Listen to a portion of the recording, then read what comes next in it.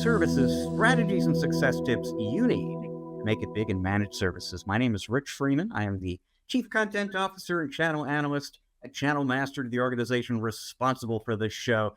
I am joined side by side, as I am every week, by your other co-host, our Chief Strategist at Channel Master, Eric Simpson. Eric, how goes it? It's going great, Rich. It's great to be with you again on another exciting episode of the MSP Chat podcast. And virtually, I'm looking forward to the next time we get to do the MSP Chat podcast in person. We've got some events coming up where, we'll be side by side together. And that's always fun because we get to pull people in that we wouldn't normally have as easy access to scheduling and stuff because we're all there at the same time. I love those.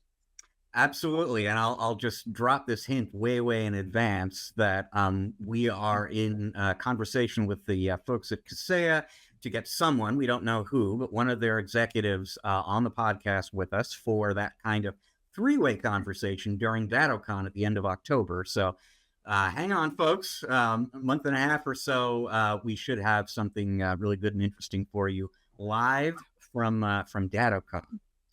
Mystery guest. Mystery to us as well. But for now, let's dive into our story of the week. This was inspired by news from SaaS Alerts. And full disclosure, SaaS Alerts is actually a client of Channel Master, the organization responsible for the show here.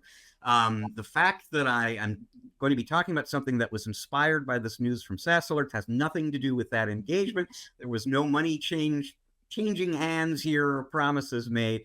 It just happens that reporting on this news for my blog, Channelholic, really got me thinking about something that we may even have spoken about in the podcast before. It's a much bigger issue, and it's driving me absolutely nuts.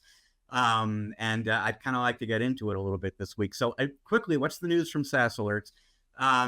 They do SaaS security. That's what they are all about. And for years, they've been collecting data directly from various SaaS apps and correlating it and looking for signs of trouble that you as an MSP wouldn't be able to spot just looking at these apps individually.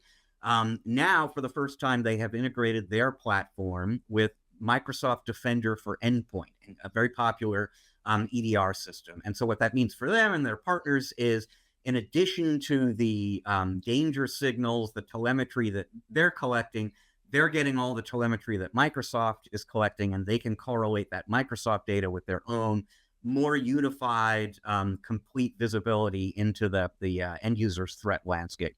Great. Now, I said, Defender for Endpoint is a very popular EDR tool. It is. But I learned in reporting on this news, 23% of SaaS Alerts partners use Microsoft Defender for Endpoint. 51% use SentinelOne.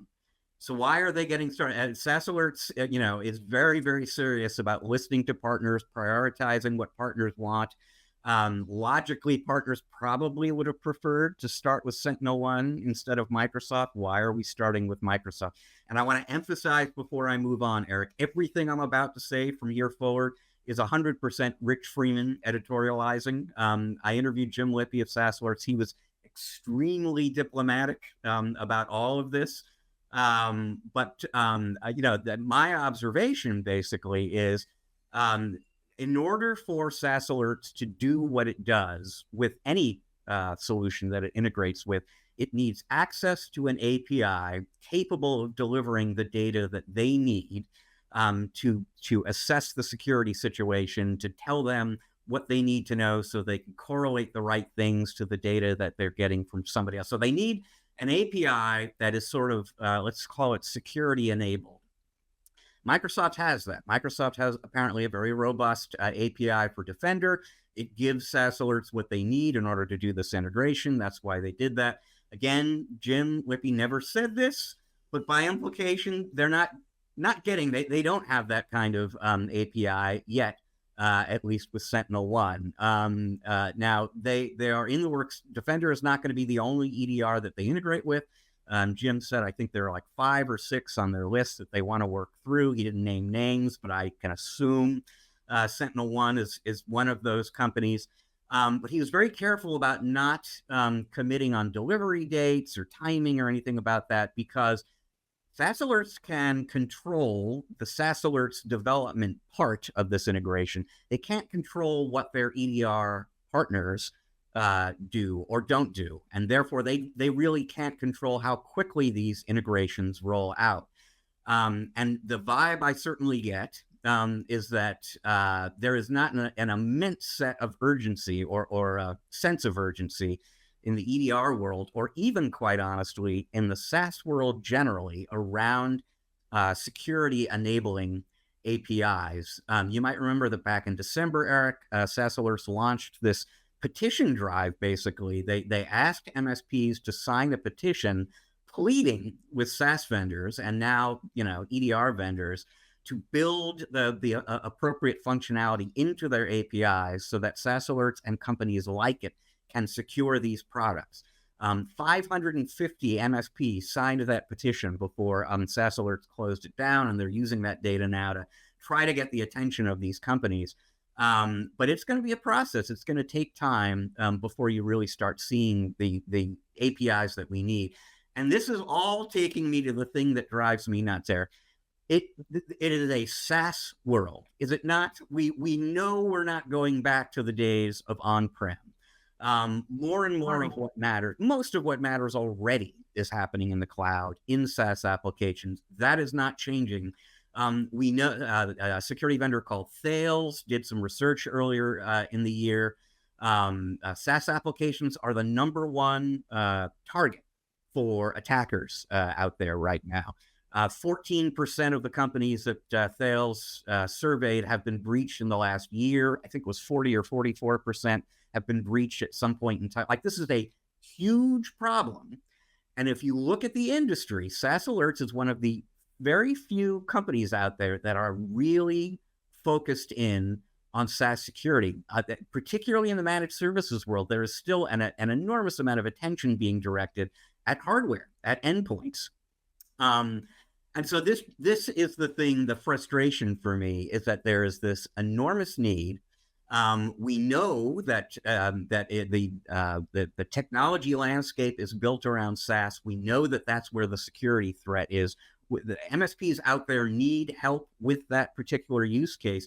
Why is it so hard to get more vendors focused on SaaS security and to get SaaS vendors more focused on cooperating with the SaaS security vendors so that we can address what is already the #1 security threat that end users face? Okay, Rich, there's a lot in there. Yes.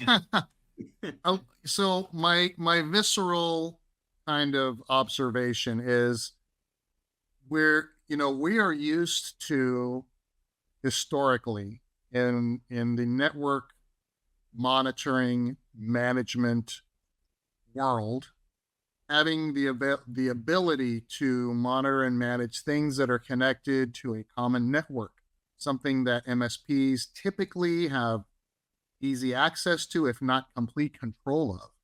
And so the vendors that have allowed us to monitor, manage, patch, update devices and endpoints on the network, share a commonality in terms of, it's a language, right? We can communicate with these devices through several protocols that are very standardized. Now we look at what's happening here with technology, and we're seeing this migration to SaaS applications in the cloud. It is a stampede. We know that. It's hard enough for MSPs to keep up with all of the applications that business owners and businesses and their users use internally. But now we're seeing this proliferation of these cloud applications, these SaaS applications, where there is not that commonality of protocols. There is no standardization. So now the challenge becomes, we have to petition each one of these SaaS application vendors to enable, create, or optimize APIs to allow this communication to occur. Where, in an internal network, we already know what those protocols are, right? There's standardization that happens there that allows us some of this stuff. So it's going to be a challenge to get everyone to say, yes, I'm going to, open up the kimono and work with you to provide that, even though we all feel it's necessary, right? It's just going to take time. And I think what you shared about your premonition about who's on the short list for SaaS alerts is probably based upon what their partners are using. So yeah, you've got some pretty good premonition there, I think. Yeah, we can kind of draw up the list of likely suspects for who they're working with, and let's just hope that these companies are as tuned into the need and the use case among MSPs as SaaS Alerts is, and they can kind of help us all accelerate this process, because it is a huge challenge right now for MSPs and their end users. And you're right. It takes time. It takes money for a company like SentinelOne, for example, to retool their API, and they've got other priorities and a roadmap of their own. Totally get it. But boy, I would just love to feel like we're really generating some momentum in SaaS security. Well, maybe episodes like this will help get the word out. Well, let's hope. In the meantime, let's move on to your tip of the week, sir. We've been talking about SaaS security management in a matter of speaking. This week, I think you're going to be talking about cost management. You're right on point, Rich. So the tip of the week is taking a hard look as an MSP business owner at your internal costs. There are several ways to increase gross profit at the end of the year, Rich.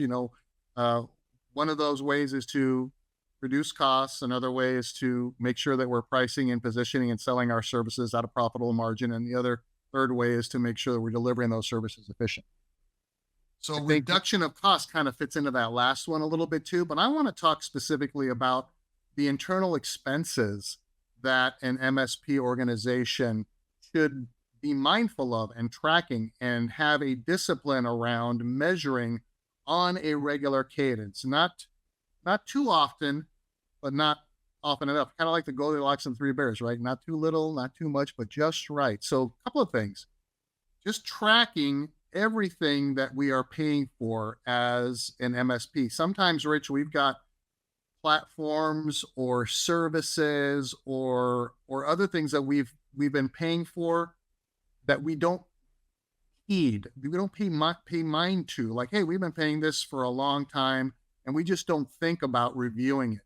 So let's do an assessment of all of our operational costs and everything that we're paying for. There could be some services that we're paying for. There could be licensing, just like we've talked about on the program before, Rich. We're helping clients mind their license usage and shadow IT and things like that. I know for a fact, that I've experienced this in my MSP and then other businesses, before and after, where we're paying for additional licensing that we expect our team to be using that go unutilized. I mean, I reduced some licensing last week on a couple of things for Channel Master because I was like, well, we don't need that anymore. How often are we taking heed of that?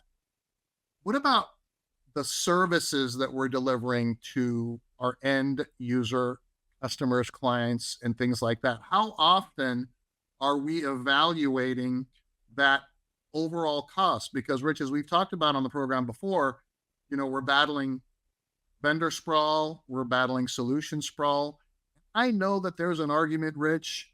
There's two sides of the fence here that says, well, we could consolidate and save costs by moving to a vendor that does, all of these things, or these 8 things for our clients, where we may be using 3 or 4 or 5 or 8 different vendors, right?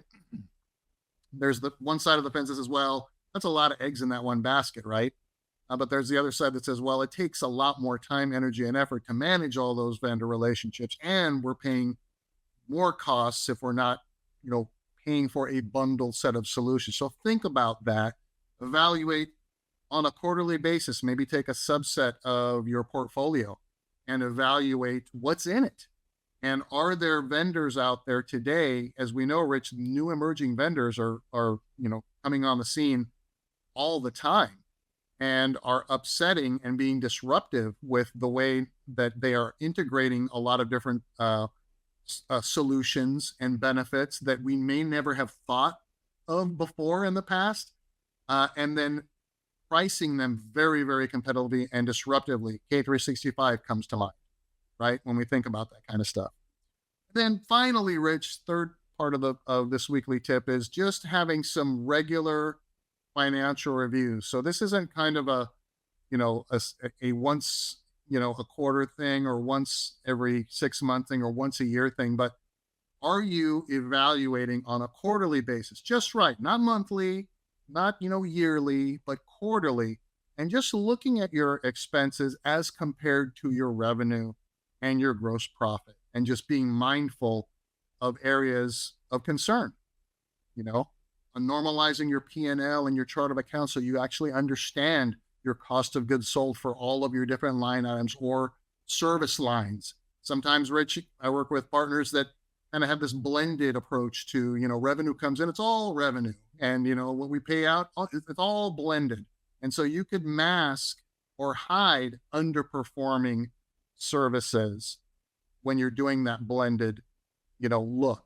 And I think as we mature as MSPs and become a little bit more financially astute, we start understanding, right, the value of making sure we're looking at things from, a cost of goods sold perspective. So we know, based upon service line and things like that, what things cost us, and especially be mindful of labor costs, because that's the hidden killer.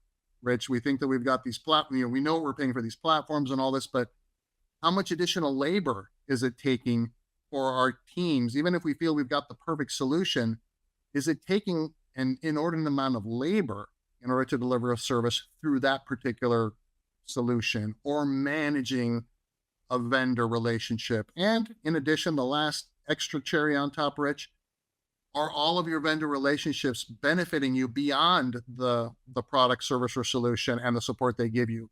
And I'm talking about MDF and sales support and things like that, helping you grow your business. Yeah, and we've been talking about vendor consolidation and how vendors, MSPs are participating in fewer partner programs, so vendors have to work harder for your loyalty, and MDF and business growth assistance and so on is going to be very much part of that.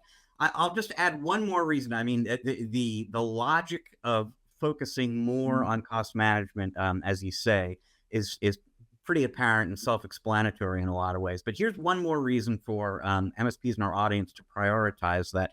You look at the benchmarking data collected on a regular basis by the Service Leadership Unit at ConnectWise, and they just updated this last week, actually. And one of the things that they've been finding recently in their data is that MSPs backed by private equity have higher EBITDA growth. And a big piece of why private equity backed MSPs are more profitable is they understand at private equity, they don't get the technical side of the business. They kind of are hands off on that, but they feel pretty good about their ability to help out on operations, and that includes financial management. So all this stuff that people kind of talk about as financial engineering, this is the stuff where the private equity companies come into these MSPs they acquire and get really, really efficient and smart and rigorous and disciplined about cost management in exactly the ways that you're talking about. And that's what enables their holdings, their MSPs, to outgrow everybody else on the bottom line. And so if you want to remain competitive in this landscape where there are more and more of these bigger and bigger private equity owned MSPs out there, you need to get smart about cost management too. Yeah, and I'll tag in addition, just kind of an additional thought there. You're competing against not only a more rigorous, financial discipline here, but you're also competing against the ability for these roll-ups to cut costs because of the shared back office support that they enjoy. Right. So you've got shared HR, you've got shared, billing and payroll and things like that. So you really got to get lean and mean in order to compete effectively. But we've also seen reporting, Rich, that indicates that MSPs can compete and succeed against some of these, larger entities as well. So. Absolutely. Okay. So get on it, people. If you don't have a CFO, at least start studying up on the kind of stuff that CFOs do. Well, folks, we are going to take a quick break. When Eric and I come back on the other side, we will be joined by Tim Conkle. He is the CEO of the 20. He is part of one of these really big managed services roundups or roll-ups, that we're talking about here. You're going to find very few people outside the world of private equity who have a more direct view on the M&A landscape and managed services right now. He is also always a lot of fun to speak with. So looking forward to our conversation with Tim, which will begin in just a few moments.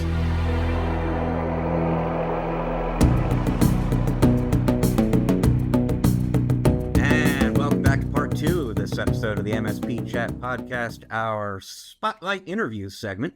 And we are joined this week by somebody who can speak with more authority on one of the most important topics to MSPs. What topic is more top of mind for MSPs these days than the M&A landscape? And who knows more about that than Tim Conkle, CEO of the 20? Tim, welcome to the show. Yeah, thanks for having me, Rich. Honored to be here. Well, for folks who don't know you and don't know the 20, let's just kick off there. Tell our audience a little bit about yourself. So, 1,000-foot view. The 20 is two pieces.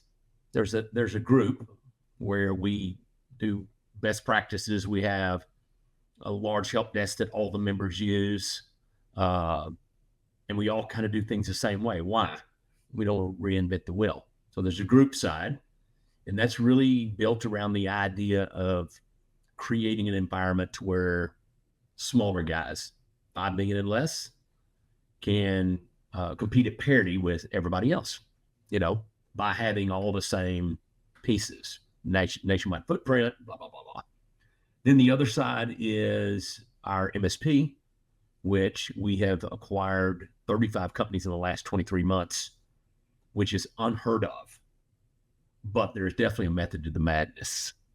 So, with that being said, that's kind of the 20 from 1,000-foot view.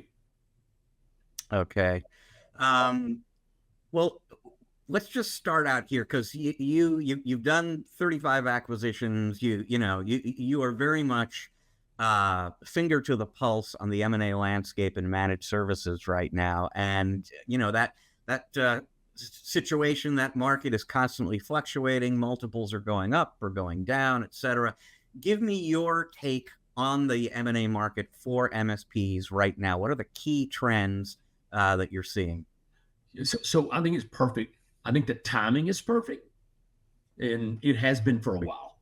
Why is that timing perfect? Well, because of the consolidation of our industry.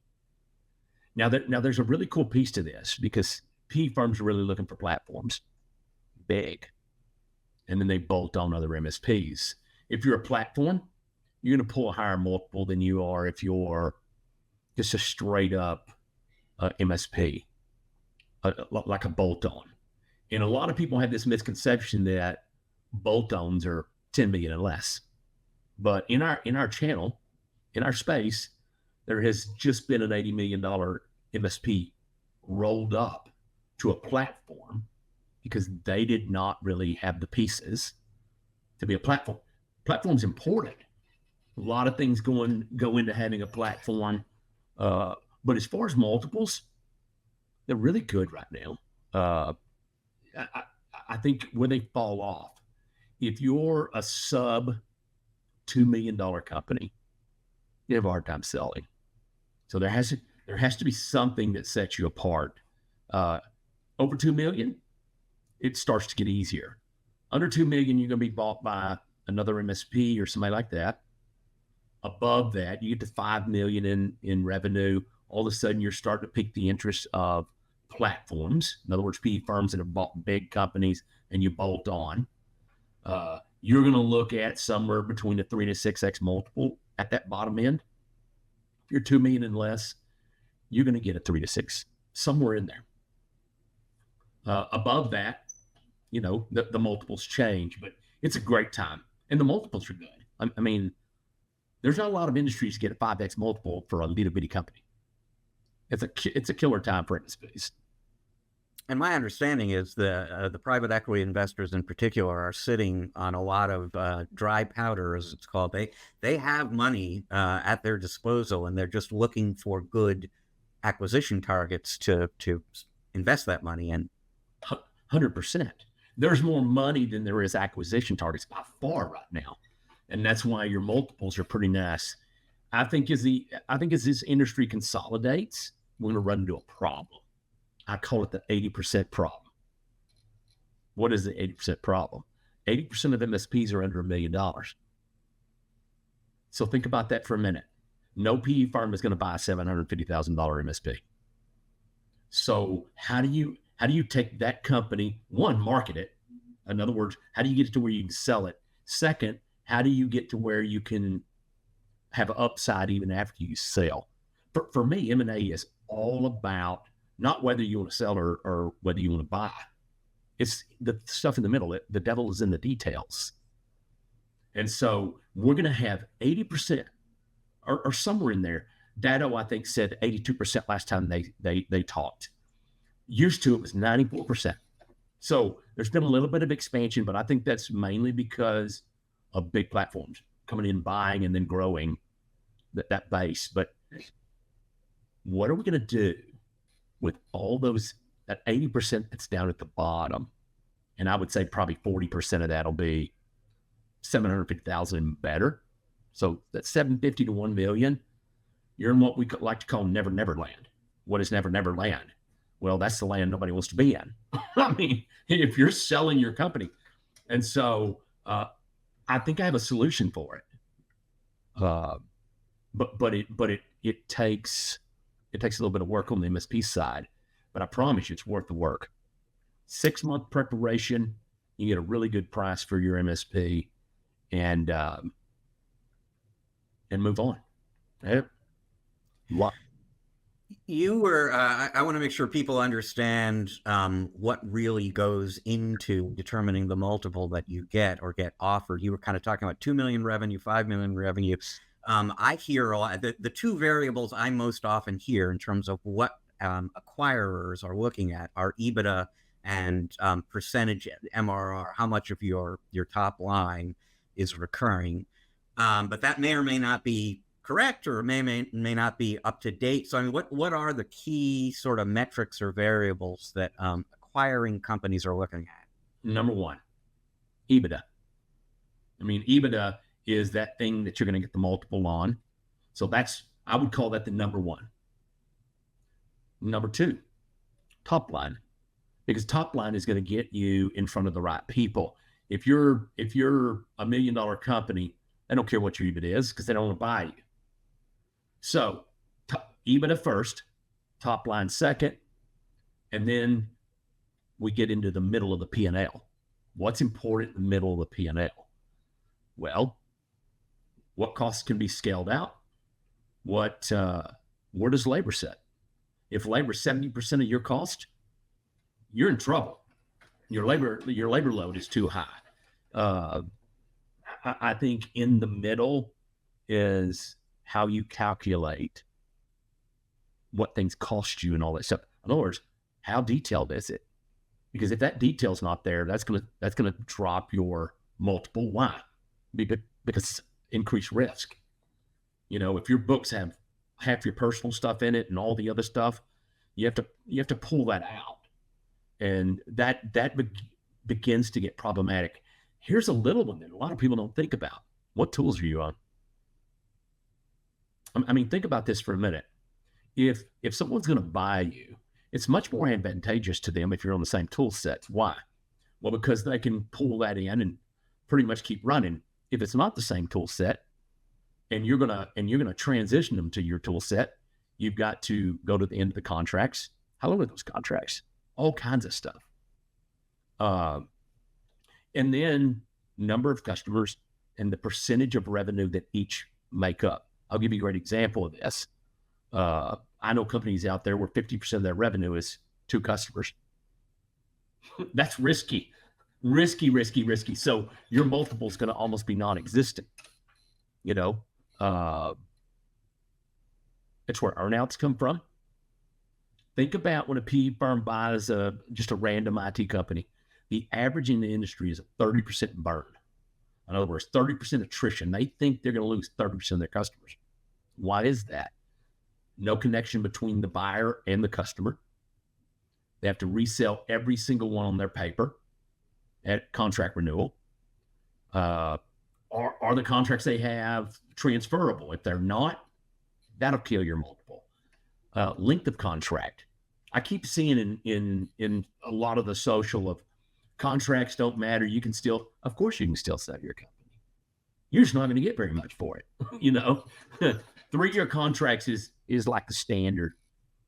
And so, but if I was just stepping back and looking at a company as to whether we were going to buy it or not, the biggest thing I want to know is top line and the EBITDA.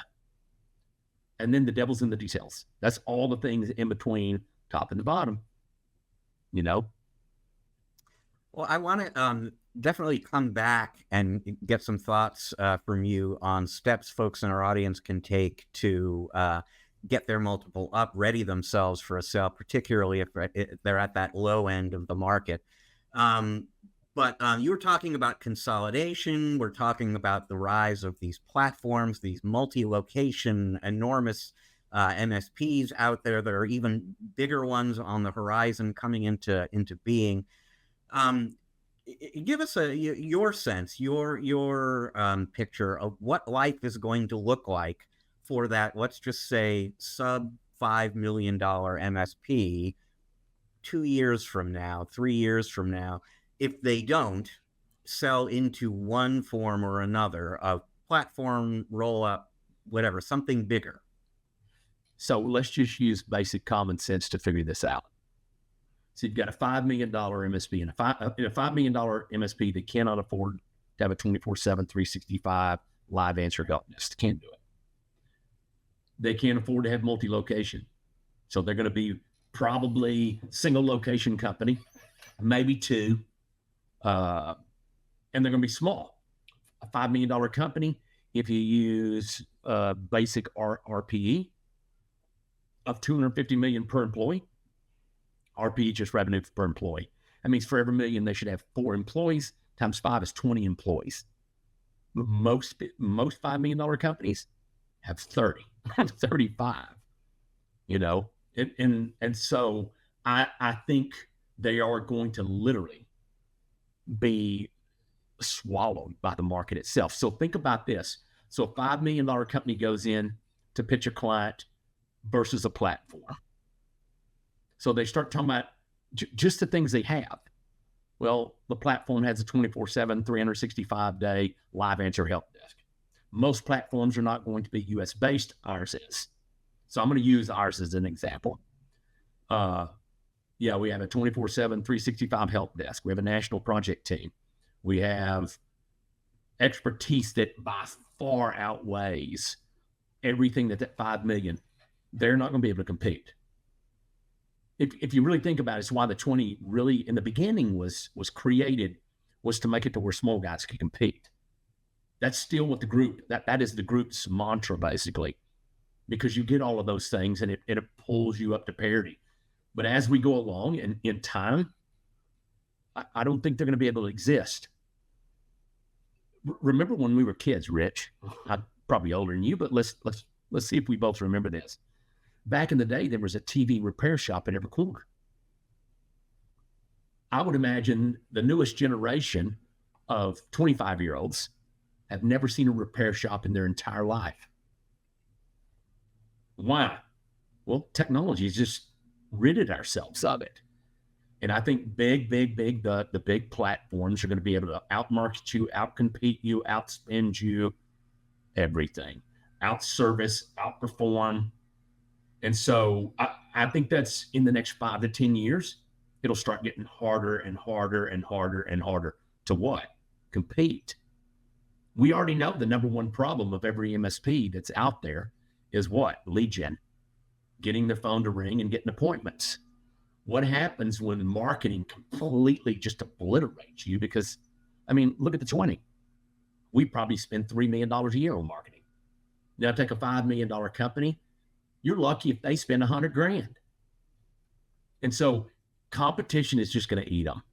And it's ultimately going to, and this is not just IT space. This is all your service type companies. Your single doctor offices no longer exist. They've been gobbled up. Your HVAC is happening there. Your dentist, it's happening in there. This is a movement where competition becomes very, very tough. And so, and I always say this, we're better together. So if you take 30 MSPs, even if they're small, if they come together, they're better off, you know? So egos have to go bye-bye. You know, I'm teaching a deal at Vision. Do you want to be rich or king? And that's from the Founder's Dilemma. And it's a question that all small businesses, if you're $5-10 million and less, you are going to have to answer that question. And being king is going to become very expensive, very expensive. Being rich happens by M&A, and then keeping a piece of it and fighting. But no, I think competition is going to change the whole dynamic of, and it's just common sense. Who would say yes to, especially at the same pricing, who would say yes to a 20-person company versus a 500? I mean, it's what we preach forever. Why do you not have 2 or 3 internal IT guys? Their expertise doesn't, push out across everything. Well, it's the same dynamic. We preach the message. So what we preached is going to come back to haunt us maybe. So there is a common objection or response to what you just said that I'm sure you hear all the time, which is SMBs want, a relationship. They want personal service. These big platforms can't possibly deliver the kind of service and relationship that I do.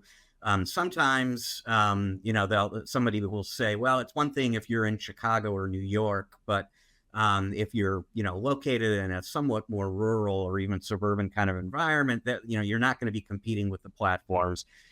Is there any kind of survival strategy that these smaller sub $5 million MSPs that wish to remain independent, beyond the next year or two can pursue? I think they just have to relegate themselves to being a little bitty and taking the table scraps. And this idea of, these big companies can't serve. That's just a bunch of little companies talking trash. I'm just telling you. I mean, the true reality is, you can't have it. You can't have it both ways. A small IT company can't say we're better than you having 4 people internally because we're bigger and we've got more expertise and more, right? And then say, well, the 3 or 4 or 500 person company, they're no good. They can't service you. Of course they can. It's not like that people here from the top. When we buy a company, we keep the employees. They're getting the same thing that they've always got. I heard somebody say, hey, Tim, I heard that when y'all buy a company, you get rid of all the employees. No, we've retained 98% of all the employees that we've gotten in our roll-ups. And it is part of our strategy. Why? The customer knows them. They've got that personalized service. The only difference is it only gets better because now they don't rely on that one guy that knows. And that's the theory behind it. Companies want to know the guy every time. Well, that doesn't scale, for one. What if the guy's sick? What if he gets hurt? Well, you got to get somebody else. Now, you got somebody don't know what they're doing unless the guy kept impeccable notes. Big companies require that impeccableness of notes. We understand what it takes to deliver that service to that customer without reinventing the wheel every time there's a new tech. So the idea that big companies, and they said, oh man, big companies lose customers all the time. No, they don't. I mean, they lose just like little companies do. There's bankruptcy, there's PE firm buys a company and they've got to, things like that. But big companies do not lose a lot of customer because of service. Why? It's probably the best thing we do. We have so many people that service becomes really, really good. You get true account management. You get true project teams that only do projects. You get true fields. So you get this service that's, you use the best tool every time. Why would you use a crescent wrench on a bolt if you've got the right size wrench? You never would, because the crescent wrench gets loose and it wears the edges off. No, the cool thing about big companies is they put the right thing to the tool. This idea, and people can say whatever they want to, but it's not real. It's not reality to say, oh wow, I'm a 10-man company and we service better. That's foolishness. That goes back to king or rich. Egos kill you. Egos eat businesses. Egos are the most expensive part of a business. If you have an ego, it's costly. So you got to decide, and then the market will decide ultimately. If they don't want the guys that decide to be kings, they'll lynch them and we'll go on. Lynching them being they'll fire them as a company and they'll keep going. The cool thing about a $5 million rolling up is all of a sudden you start getting $100,000 a month customers. Why? Because you have all the pieces. Otherwise, you're going to stick down their average customer size being 2,500 a month. All the dynamics change. So we sweep all of that customer base from $2,500 people up to people that pay us $4 or $5 million a year, single customers. So no, it's a pipe dream to think that service is going to be big time difference. Remember, the service side is a commodity. You can get it on any corner. The difference between a $5 million and a $100 million MSP is the business side. That's where we set ourselves apart. Of course they can make computers talk to each other, but long-term strategy, customer base is going to go bye-bye on them. It's not because they're bad people or bad companies. It's the old adage, you're either growing or dying. And unfortunately, those companies will start dying. And it pains me because to build a $5 million company is such a cool deal for an MSP. They do what over 80% of people never can do. So, they've got great companies. They've just got to keep being, moving to the next stage, the next stage, and being that way, you're going to get a lot more wealthy than trying to do it by yourself. And let's be honest, why are we building companies? Well, let's dive into that a little bit more. So, we've spoken about some of the things that you get if you sell to a platform, to a roll-up, to the 20, you get access to that 24/7, 365 help desk and the national projects desk and the lead generation mechanism. You have stronger competitive prospects than maybe you would. So there is value that you're getting. But there is something that you're giving up as well, theoretically. And this gets to the whole, do you want to be rich or do you want to be king? Is it about your ego? So just to set expectations for folks who are pondering their future on their own or inside of some sort of larger organization, what does it mean to make the commitment that I'm not going to be king anymore, but I'm going to be rich? What are you giving up? And I call this living your magic. And let's be honest, if you're an MSP that's got 4 or 5 employees and you're the owner, you're the butcher, the baker, the candlestick maker. You're doing everything. You're doing billing, you're doing marketing, you're doing all these things, right? Let's be honest. There is no such thing as a Swiss Army knife human. And if there is, some of those blades are going to be dull, or it's going to be missing the scissors, or it's not going to have the cool corkscrew that you open a bottle of wine with, right? It's really getting to a place where you work your magic. Example, MIDI. I have shareholders now.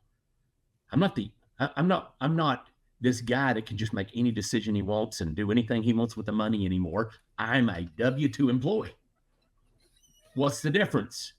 Well, you quit using your company like a piggy bank. That's a big difference. Second is you fit into a big organization where you create the most magic. In other words, if your magic is technical, you should be in a technical only role. If it's accounting, you should be in an accounting role. It's no different than going to college. Why do they have different degrees? Well, because different people have different levels of how well they do something. And it's the same in a business. And I think a lot, and some of it depends on where you are. Like we bought some companies inside the 20 where the owner says, hey, in 6 months, I want to retire. So they're at retirement age. So they're looking for their future. And then you get younger guys that obviously they're going to get a nice check at the closing table, but they want to keep working. And what better way to work on what benefits you and continues to benefit you? Think about this for a minute. If you knew that all you had to do was change seats in your company and your value would go from 1 time to 3 times as valuable, what would you do? Well, if you don't have an ego, you go to where, hey, I own it, but my company's going to be worth 3 times the value. So I think there's a big piece in this that you have to talk about, and that is devil's in the details again, right? I would not sell a company without owning some level or buying equity back in, depending on what it is, right? You have to be smart with it. I mean, I know a guy that sold his company and put the majority of it into the company that was buying him, and it lost like 95% of its value. That hurt bad, right? So a little devil in the detail, but the reality is typically your money's going to grow faster in a platform than it'll ever grow by itself. But you do, and I think you hit on a really important thing. You have to be able to be on a team. And I tell people, it's like, if you watch the Olympics this year, you saw the sleds where there's 8 rowers. There's a little guy on the back that hollers, row, row, row. All the other people row. And if one gets out of sync, rower 3, adjust. So he adjusts to the rhythm because everything runs smooth when everybody knows they're in their magic seat. If you're not in your magic seat, it's just an illusion.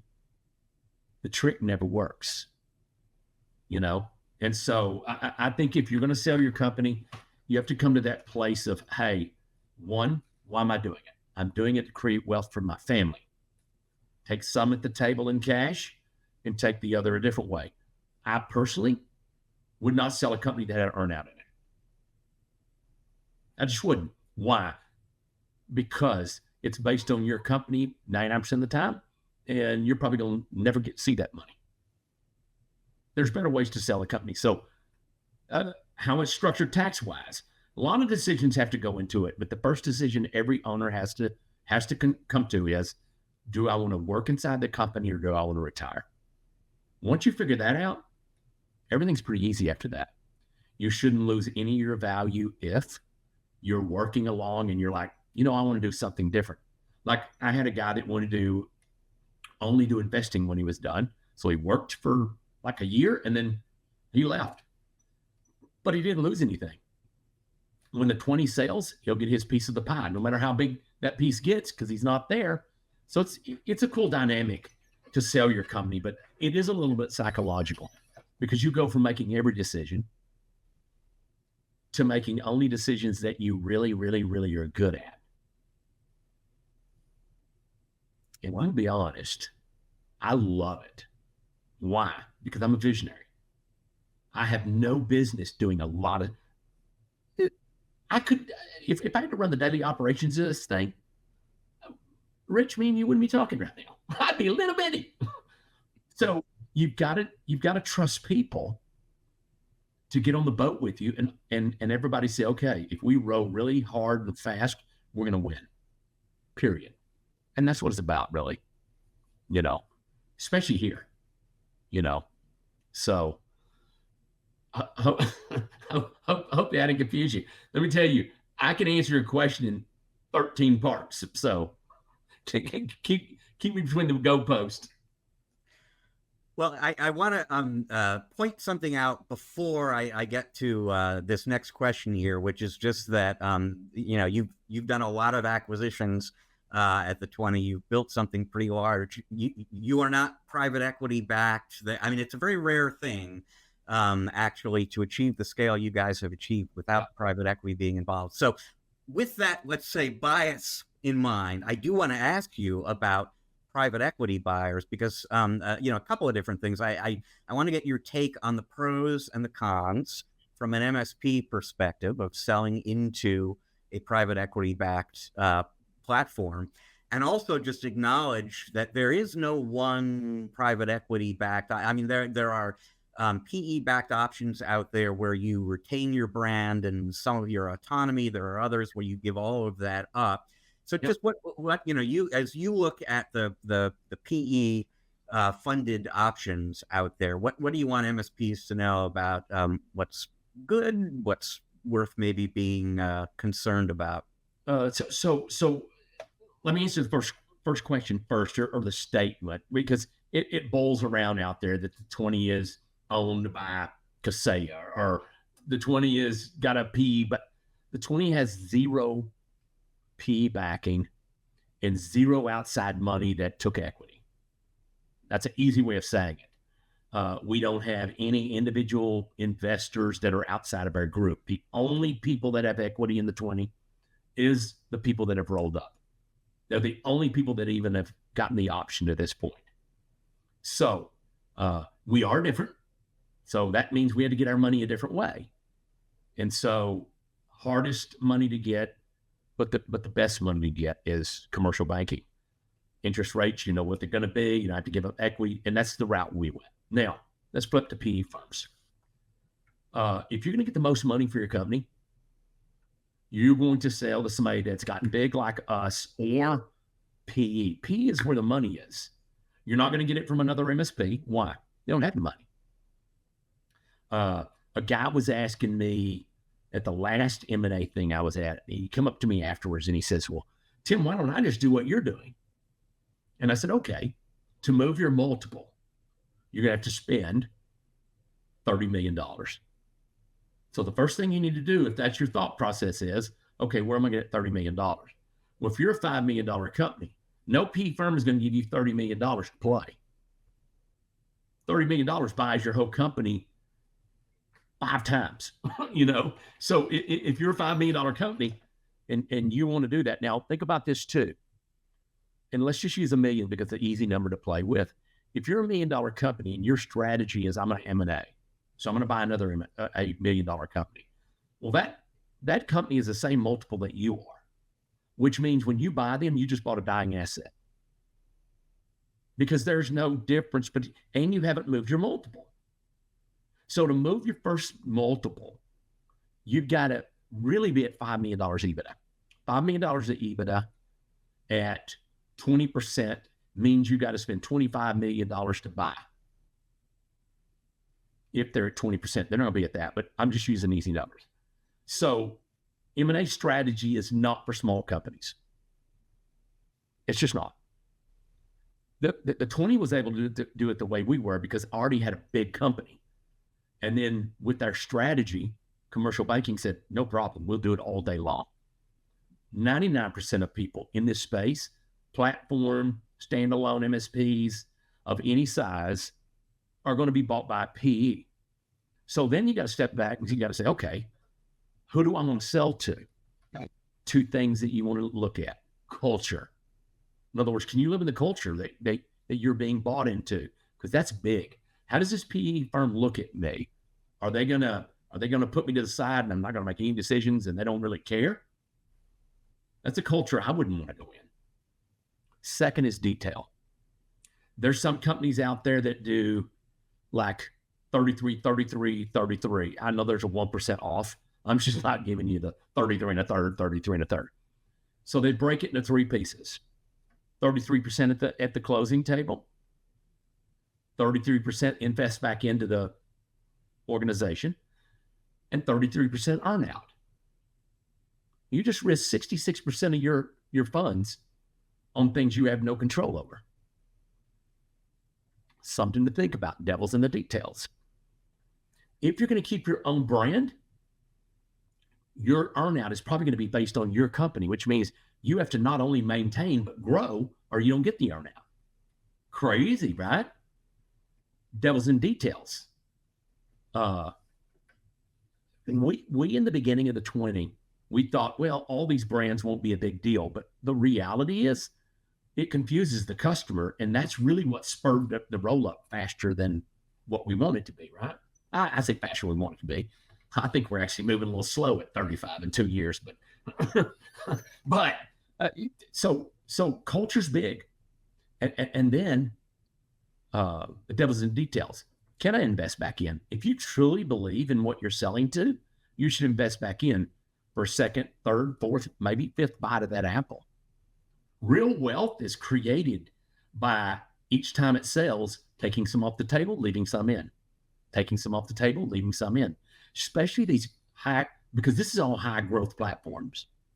So this idea of if you're a decent sized company, well, I'm not selling to a PE firm. You're probably not selling to your company because that's where all the money is. The 20 is an anomaly. I'm telling you, it's an anomaly. But at some point in the future, the 20 will sell, I'm sure. And it's going to be a PE firm that buys us because they're going to come with the money that, I mean, it's economics. So all PE firms are not horrible. The first company I sold to a PE firm in San Francisco. Best PE firm I've ever seen, as far as culture and what they thought about the company and how they let it grow and all the other stuff. So most likely, if you have a decent sized company, you're going to sell to a PE firm. Another MSP is never going to be able to raise the kind of money to do the kind of roll-ups that we are or big PE firms are doing. And so you have to give something up. Other details inside of a roll-up when you're doing it, PE firm or not, is what it costs for the legal side of it. I mean, let's say you have $1 million company, 20% cap gains, now you're at 800,000. If you spend $100,000 on selling it and legal, now you're at 700,000.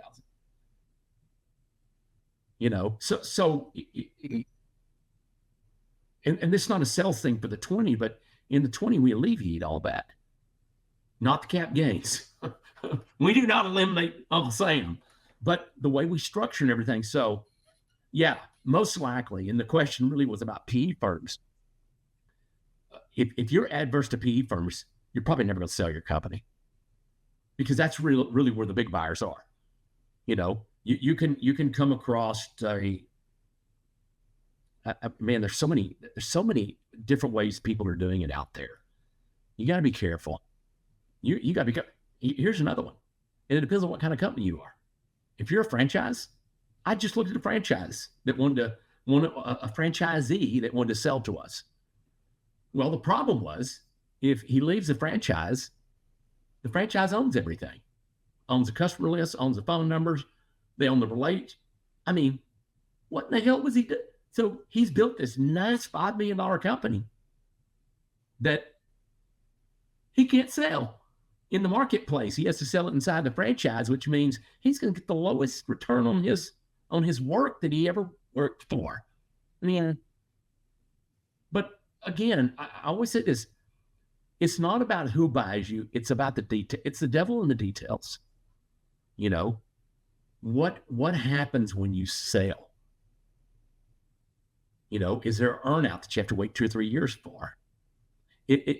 All kinds of things. So, you're going to want to know the real strategies behind who's buying you, and less about, oh, it's a PE firm. Oh God, I've heard everything. You know who you hear all this crap about PE firms from? Little bitty MSPs that don't think they can sell, don't think they can grow, and everything else that goes with it. A real savvy business person, and this isn't dogging MSPs, even though I'm not dogging them. It's ignorance. They don't know any better, but they perpetrate this ignorance because they talk on subjects they know nothing about, which means at the end of the day, they hurt themselves. But the real money is at a PE firm or something like the 20. There's nothing else like the 20 out there right now. So, you've got to pick your poison. But your poison's probably going to be a PE firm. And, I'll just quickly follow on to what you were saying, though. The devil's in the details. The PE firm, you're potentially selling to understands the details a lot better than you probably do. I hope it's an obvious point, but you really, there are a lot of great consultants out there who work with MSPs on selling the bit. You absolutely want to work with somebody who is experienced in this area and kind of help you understand the details and the variables and evaluate offers and so on. Otherwise, somebody's gonna eat your lunch, basically. Yeah, I would wholeheartedly agree with you. Yeah. Now, earlier on in the conversation, you mentioned you're going to be doing a session on do you want to be rich or do you want to be king at Vision? But a lot of folks listening probably don't know what Vision is. So I am actually planning to attend next week. But just as we wrap up, tell folks about the 20 Vision. So Vision is our yearly conference. It's open to the public.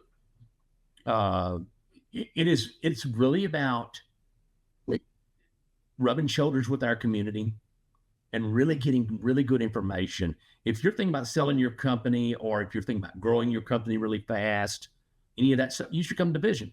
Why? Because that's what it is. It's ultimately what it's about. And the cool part is, and I always say this at Vision, I say it's just us chickens, so let's be real. And so, if anybody listening to this, anybody wants it, if they'll email me, I'll even send them a free code to come, if there's any left. I think we're sold out, but yeah, Vision is really good. Easy way for me to say it. It's not a conference like a typical vendor conference. It's really geared around MSPs and the problems that we have inside of our MSPs, especially if you're trying to grow, if you're trying to learn how to sell it, if you're trying to learn how to scale.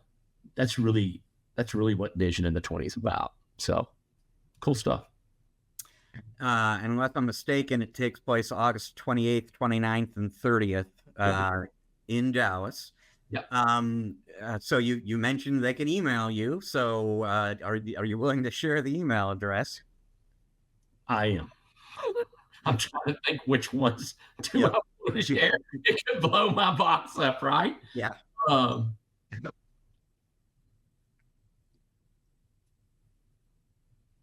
If they will, just my regular email. Actually, mine is tconkle @rolandtech.com. And that's ROLANDTECH.com. It's just an email I've had for a long time. It's an easy one for me to see all. If they send it to that one, I'll see them all. So it's easier than trying to send it to my 20 email. But if anybody's on and they want a free pass to Vision and they're an MSP, I'll give you a free pass all day long. It's important. It's important for MSPs to be there. And we will include a link to the website for Vision in the show notes for this episode if people want to check things out that way as well. Tim, always an education, always a pleasure to have a chance to speak with you. Thanks very much for joining us on the show. Hey, thanks for having me. And here's the thing: if any MSP is out there and they're trying to sell and they just want advice, it's free. You can get advice from me all day long. Reach out to me. I will tell you all the ins and outs of it, and it comes pretty unfiltered, and it comes from a peer. All right. Well, once again, thank you very much, Tim. Folks, we are going to take a quick break. When we come back out on the other side, I will be rejoined by Eric Simpson. We're going to chat a little bit about some of what Tim and I just discussed here, have a little fun, wrap up the show. Stick around. We will be right back.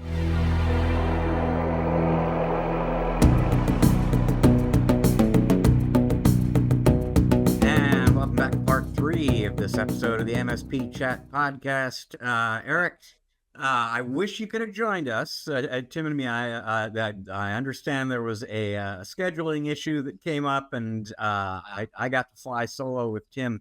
But I say that only because I know you would have really enjoyed this conversation. You work directly with a lot of MSPs who are contemplating short-term, longer-term sale of some kind, thinking their way through the M&A market, thinking their way through the pros and cons of private equity and so on. And Tim really knows that territory. And so this was just a really, really interesting conversation. I'll share 2 thoughts and maybe they'll provoke or inspire a thought on your part as well. First of all, I want to reiterate the last thing I said just moments ago as we were wrapping up the interview. I was wrapping it up with Tim, which is just precisely because, as he said multiple times, the devil's in the details. There are, clauses and opportunities that can be made or missed. But long story short, you do not want to go into the process of selling to anyone, whether it's private equity or the 20 or, a merger with someone in your peer group. You really just don't want to go into that process without having an expert alongside you. There are all sorts of great consultants out there who do that. And by the way, the sooner you engage with them, the better, because they might be able to point you in the direction of how to build your business, grow your business, optimize the balance sheet and so on to improve valuation. So you really do want to have that relationship.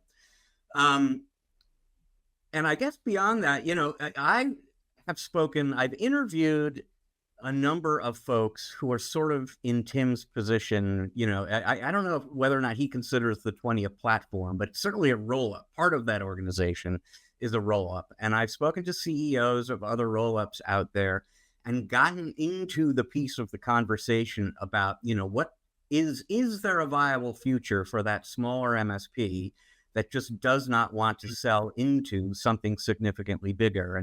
And quite often, these platform CEOs or leaders will say, well, sure, there's always going to be a market for the small business that really only wants to do business with other small businesses and wants an MSP who, as I think we've spoken about before, Eric, is going to drop by the office now and again with a box of donuts for no other reason than just to check in and see how things are going. It's hard for a platform to scale. So I've heard a lot of people affiliated with these much, much bigger MSPs saying there is a future for that smaller MSP out there. Tim is much more bearish on that outlook for the smaller MSP. And I am not saying he's wrong. Every time I have this conversation with him, it's sobering for me because, at a minimum, it's going to be challenging for that smaller company to compete, and the business as usual probably won't get that job done. You're going to have to kind of think about specialization and some of these other things that we've discussed. Yeah, Rich, it's, I think there's a mindset that every business owner has that dictates what their strategy is. Right. So you and I both know lots and lots of MSPs that don't want to grow, that are just content having a lifestyle business, and nothing wrong with that. Colleagues of mine, friends that run lifestyle business MSPs, and that's where they are in their mindset. And that may change. Sometimes it changes, sometimes it doesn't. There are other MSPs that want to grow quickly and want to grow through acquisition, right? To build something larger that then provides more value for everyone and then exit, at some point in the future and take care of all the shareholders and stakeholders. And then there are other MSPs or other business owners that want to build something to a certain point, whatever that milestone is, whether it's revenue or time in or whatever, and want to be acquired. And so there's opportunity for all here. And I think that, as we move toward less infrastructure and less on-premise support necessary or desired by the service provider to deliver, and more toward the cloud and more toward hybrid workforce management and more toward cybersecurity and SaaS application management, I don't know how much additional value bringing in the box of donuts that you mentioned over time provides to small businesses. And I think that small businesses that MSPs serve go through the same thought process. There are some small businesses, when I had my MSP, Rich, there were lifestyle businesses, did not want to grow much larger than a handful of staff or employees. And then there were other ones that were on a growth path and others that were, growing too fast for us to support. And the best clients for our MSP, Rich, were always the ones that were growing, because the ones that aren't growing, it's tough to continue to add value when there's no opportunity to show that value, right? To help that business grow. So it's interesting that Tim has tapped into this opportunity for MSPs that have desired to grow by being acquired and be part of something larger. Because I've known I've known Tim for a long time. Tim, I did some work for Tim and the 20 a while ago and got to know his team, and he shared some of this philosophy with me. And he's doing things a lot differently, from what I understood, than some of these other typical roll-ups that we see out there, Rich. So what are your thoughts? Yeah, honestly, we probably don't have time to go into all the different ways. The 20 is its own beast. It really is. It's a fascinating thing. Tim was talking about how there are really two parts of the organization, and there's the 20 group, and that's for anyone you still own the business, but you gather together with other MSPs who are looking to grow and share resources and so on. And then there's the roll up. As Tim was saying, there is not a single private equity dollar involved in any of this. 35 acquisitions and counting. No private equity. They borrow money from the bank. This is just not how it typically works in the industry, but it seems to be working for them. And it's another option. It's very easy to say, you're either going to have to figure out some way to go it alone that's a little probably different from what you're doing now, or become part of a roll-up. There are a lot of, if you make the decision to be part of something bigger, there are just a lot of different options out there, a lot of different models, pluses and minuses.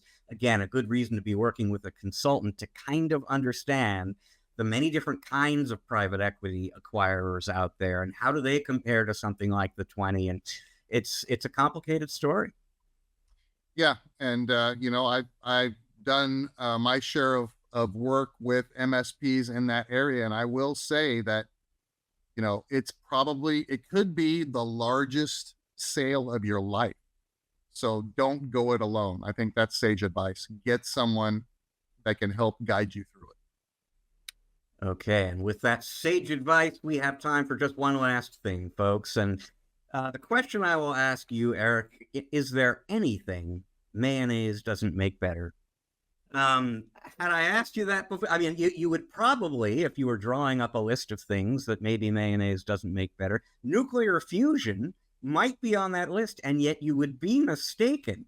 As we learned recently, thanks to some scientists at Lehigh University who are working on nuclear fusion, the challenge in fusion is you've got these hydrogen atoms that you're trying to fuse. It takes a lot of energy to do that. There's a technique that the people are kind of coalescing around now as maybe the most promising, that involves lasers. But the fusion doesn't happen as smoothly and easily as theory might say it would. And so scientists are trying to figure out, well, where are the issues there? How do we kind of fix those? It's actually kind of expensive to experiment with the lasers and the hydrogen atoms and kind of figure out what's going on and how to improve it. But you can actually, the folks at Lehigh found, make a lot of headway on that path using mayonnaise. Because, and I will read this to you, this is from one of the scientists who discovered this. We use mayonnaise because it behaves like a solid, but when subjected to a pressure gradient, it starts to flow. As with a traditional molten metal, if you put a stress on mayonnaise, it will start to deform, but if you remove the stress, it goes back to its original shape. Mayonnaise, under pressure, behaves a lot like hydrogen atoms. And this is enabling the folks at Lehigh University and anyone else who sort of learns from their example to conduct some useful experiments in nuclear fusion with mayonnaise. I can imagine the team that manages these types of, out of the box approaches could be like, the condiments team, right? So I wonder what else they've tested. Rich, relish, I'm thinking of all the things that I add to my sandwiches, whether it's tuna or cold cuts or whatever. But mayonnaise, who knew? Who know? Who know? Everything's better with mayonnaise, folks.